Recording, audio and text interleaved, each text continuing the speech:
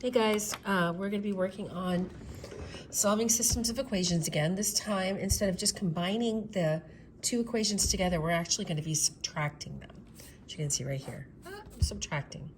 So looking at this, I can tell that if I combine these, none of them add up to 0. So we can't eliminate a variable. But I do also notice that these are both the same. If I were to combine these, I'd get 18y, and that's not what I want. I want 0.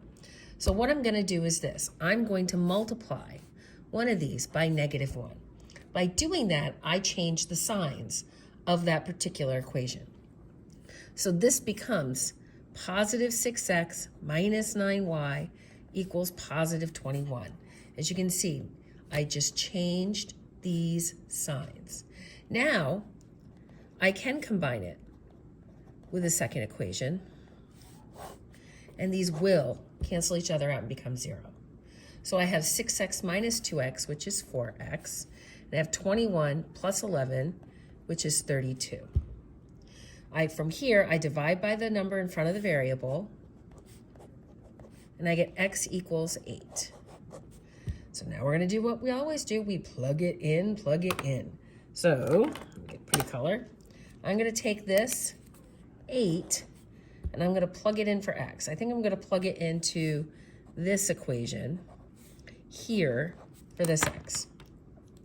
So I'm going to have -2 times 8 plus 9y equals 11. So I have -16 plus 9y equals 11. I'm going to add 16 to both sides so I can isolate my variable, and I get 9y equals 27. Okay?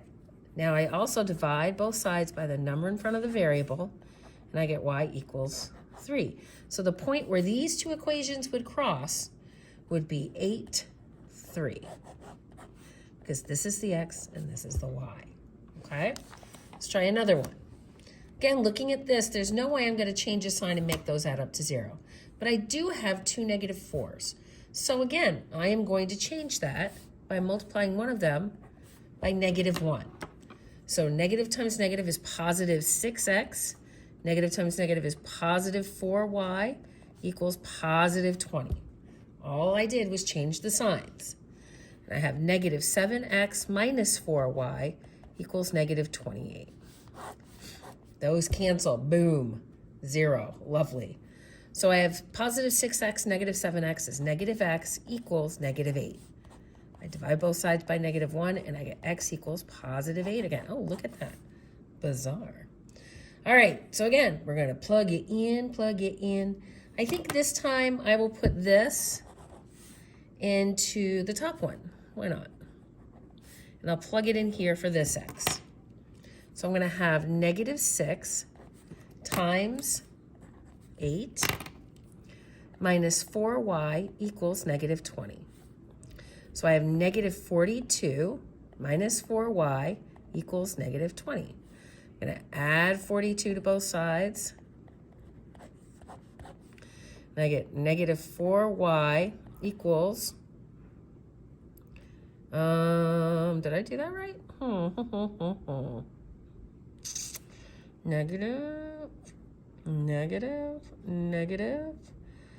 -4y equals 22, but that doesn't seem right to me. Let me check and see if I wrote down that right.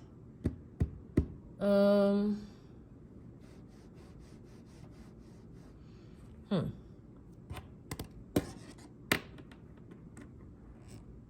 I see what I did.